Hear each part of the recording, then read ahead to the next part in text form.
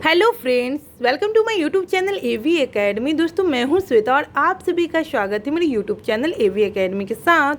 दोस्तों, आज का क्लास हमारा हिस्ट्री का होगा और हिस्ट्री के अंतर्गत आज हम लोग विविध को देखेंगे। और पिछले क्लास को जिन लोगों ने नहीं किया उनके लिए मैं डिस्क्रिप्शन बॉक्स में लिंक को डाल दूँगी ताकि आप लोग पिछले क्लास को कर लें। और साथ ही मैं 2 क्लासेस की सीरीज चला रही हूँ, तो उसको भी आप लोग देखें, जिसमें संध्या शाम 6:05 पे आप लोग को बीपीएससी द्वारा पूछी गई प्रीवियस ईयर क्वेश्चन की सीरीज है, जिसमें एक दिन हिस्ट्री और दूसरे दिन ज्योग्राफी अल्टरनेट करके मैं प्रोवाइड करवा रही हूँ। तो उसको देखिए। और साथ ही अभी 9:05 पे आप लोगों को रोज़ रात में एनसीईआरटी बेस्ड क्लासेस मिलती है, तो उसको भी आप लोग कीजिए। चलिए शुरू करते हैं आज की क्लास को। पहला पॉइंट से हमारा विविध में मयूर सिंहासन पर बैठने वाला अंतिम मुगल बादशाह कौन था? मुहम्मद शाह रंगीला नाम है, मुहम्मद शाह रंगीला। ठीक है, चलिए आगे। अंग्रेजों को बंगाल में शुल्क मुक्त व्यापार की सुविधा किस सम्राट ने प्रदान की थी? तो फर्रुखसियर ने प्रदान की थी शुल्क मुक्त व्यापार का। कश्मीर के शासक जैन उल आबदीन ने सर्वप्रथम जजिया कर समाप्त किया। इसे कश्मीर अकबर भी कहा जाता है। ठीक है, आगे देखते हैं। किस स्थान को भारत का शिराज कहा जाता था? तो जौनपुर को भारत का सिराज कहा जाता था। जौनपुर को भारत का सिराज। सिर ए अकबर महान रहस्य की रचना किसने की थी? तो दारा सिकोह ने महान रहस्य की रचना की थी। हैदराबाद के स्वतंत्र राज्य का संस्थापक कौन था? चिनकिलीज खां। ठीक है, हैदराबाद के स्वतंत्र राज्य का संस्थापक था चिनकिलीज खां। नादिर शाह के आक्रमण के समय मुगल शासक कौन था? तो नादिर शाह के आक्रमण के समय मुगल शासक जो मुहम्मद शाह था, मुगल शासक। ठीक है, मुहम्मद शाह के शासन में जिहरों तथा महिलाओं के एक वर्ग का राजकाज में सर्वाधिक प्रभुत्व था। बहमनी राज्य की स्थापना किसने की थी? हसन गंगू ने 1347 ईस्वी में बहमनी राज्य की स्थापना की थी। अगला देखते हैं। मुगल काल में किस बंदरगाह को बाब उल मक्का द्वार कहा जाता था? तो सूरत बंदरगाह को मुगल काल में सूरत बंदरगाह को बाब उल मक्का यानी कि मक्का का द्वार कहा जाता था। सूरत बंदरगाह को इम्पॉर्टेंट है, क्वेश्चन पूछता है कि कौन से बंदरगाह को सूरत का क्या कहते हैं, कौन से बंदरगाह को क्या कहते हैं मक्का का द्वार कहा जाता था? तो सूरत बंदरगाह होगा। ठीक है, ध्यान रखिएगा इसको। हितोपदेश का फारसी अनुवाद किसने किया? तो ताजुल माली ने हितोपदेश का फारसी अनुवाद किया था। जय सिंह द्वितीय ने दिल्ली में खगोलीय वेधशाला का निर्माण करवाया, जिसे वर्तमान में जंतर मंतर कहा जाता है। जय सिंह द्वितीय ने दिल्ली में खगोलीय वेधशाला का निर्माण करवाया था, जिसे अभी हम लोग जंतर मंतर के नाम से जानते हैं।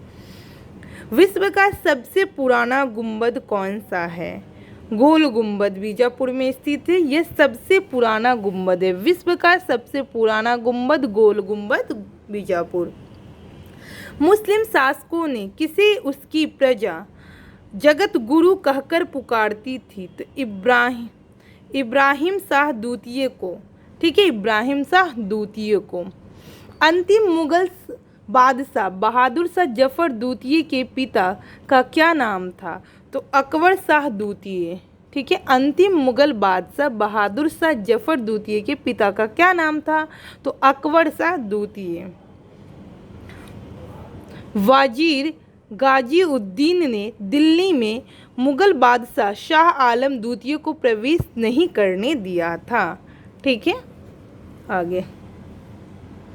मुगलों ने नवरोज का त्यौहार किससे ग्रहण किया? तो पारसियों से। मुगलों ने नवरोज का त्यौहार जो ग्रहण किया वह पारसियों से किया। प्रत्येक वर्ष कृषि की जाने वाली उपजाऊ भूमि को क्या कहा जाता है? पूर्वज। ठीक है, सिख संप्रदाय के 10 गुरु को देखेंगे इसमें हम लोग। ठीक है, जिसमें एक कॉलम है हमारा गुरु का, दूसरा काल यानी वर्ष का, और तीसरा प्रमुख उपलब्धि। ठीक है, तो गुरु नानक है, गुरु नानक जिनका काल है 1469 से लेकर के 1539 ईस्वी तक। यह सिख के संस्थापक थे, सिख धर्म के संस्थापक थे गुरु नानक। ठीक है, नेक्स्ट है अंगद। गुरु अंगद जिसका शासनकाल है, जो इनका वर्ष है 1539 से 1552, और इनकी उपलब्धि देखी जाए तो गुरुमुखी लिपि के जनक है। गुरुमुखी लिपि के जनक कौन थे? तो अंगद। यहाँ से क्वेश्चन पूछता है अक्सर, तो गुरुमुखी लिपि के जनक अंगद, और सिख धर्म के संस्थापक तो गुरु नानक। ठीक है, अमरदास वर्ष है 1552 से 1574। सिख धर्म के प्रसार हेतु 22 गद्दियों की स्थापना, विवाह पद्धति, लवन का प्रचलन। ठीक है, आगे है रामदास 1574 से 1581 अमृतसर की स्थापना की। अर्जुन सिंह 1581 से 1606 ईस्वी गुरु ग्रंथ साहिब का संकलन व अमृतसर में हरमंदिर साहिब स्वर्ण मंदिर का निर्माण। इन्हें जहांगीर ने फांसी दे दी थी। ठीक है, आगे तो जहांगीर ने किसको फांसी दी थी? तो गुरु अर्जुन सिंह को। ठीक है, ध्यान रखिएगा, ये भी क्वेश्चन पूछता है। हरगोविंद सिंह, इनका जो वर्ष है 1606 से 1645। अकाल तख्त की स्थापना तथा सिखों को एक योद्धा जाति में प्रशिक्षित किया। हर राय 1645 से 1661 मुगलों के उत्तराधिकारी युद्ध में भाग लिया व अपने पुत्र राम राय को मुगल दरबार में भेजा। हरकिशन 1661 से 1664 अल्प वयस्क अवस्था में मृत्यु हो गई। तेग बहादुर 1664 से 1675 औरंगजेब द्वारा फांसी दी गई। तेग बहादुर को औरंगजेब द्वारा फांसी दे दी गई। गुरु गोविंद सिंह 1675 से 1708 गुरु गोविंद सिंह सिख धर्म के अंतिम गुरु थे। गुरु गोविंद सिंह 10वें गुरु के नाम से जाने जाते थे, जिनका जो वर्ष 1675 से 1708 ईस्वी, यह सिख के 10वें एवं अंतिम गुरु थे। तो इम्पॉर्टेंट है, यहाँ से पूछता है सिख धर्म के 10वें व अंतिम गुरु कौन थे? तो गुरु गोविंद सिंह। इनका जन्म पटना 1666 ईस्वी में हुआ था। इन्होंने खालसा पंथ की स्थापना की थी। तो खालसा पंथ की स्थापना किसने की थी? तो गुरु गोविंद सिंह ने। और देखिए यह पटना से है, तो इसीलिए बिहार के एग्जामिनेशंस के लिए गुरु गोविंद सिंह इम्पॉर्टेंट है, ध्यान रखिएगा, पूछा जा सकता है। तो आप लोग पढ़ लीजिए अच्छे से और ध्यान रखिएगा। सिखों के 10वें एवं अंतिम गुरु गुरु गोविंद सिंह, और ये जिनका जन्म है 1666 ईस्वी में हुआ। इन्होंने खालसा पंथ की स्थापना की। खालसा पंथ की स्थापना गुरु गोविंद सिंह द्वारा किया गया। सिखों के लिए 5 ककार, कोस, कंघा, कृपान, कच्छा एवं कड़ा अनिवार्य किए।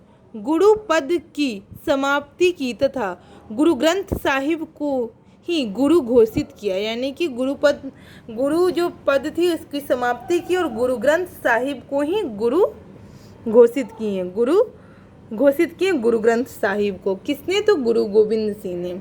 ठीक है, आज के लास्ट पॉइंट्स को देखते हैं। सिखों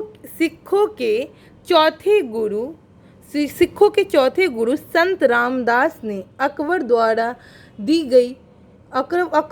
दी गई 500 बीघा जमीन पर अमृतसर नगर की स्थापना की। यानी कि अमृतसर नगर की स्थापना किसने की? तो सिखों के चौथे गुरु संत रामदास ने अकबर द्वारा दी गई 500 बीघा की जमीन पे, ठीक है, अमृतसर नगर की स्थापना की थी। किसने? तो गुरु संत रामदास ने, जो कि सिखों के चौथे गुरु थे। तो इस तरीके से आज की क्लास को यहीं पे समाप्त करेंगे। मैं समझ सकती हूँ कि आज का क्लास आप लोग के लिए लाभप्रद होगा। इसी तरीके के रोजाना क्लास पाने के लिए हमारे यूट्यूब चैनल एवी एकेडमी के साथ जुड़िए और बेल आइकन को दबा दें। और अभी तक आपने सब्सक्राइब नहीं किया है एवी एकेडमी को तो सब्सक्राइब कर लिए। तो दोस्तों, मैं उम्मीद करती हूँ कि यह क्लास आप लोगों के लिए लाभप्रद होगा।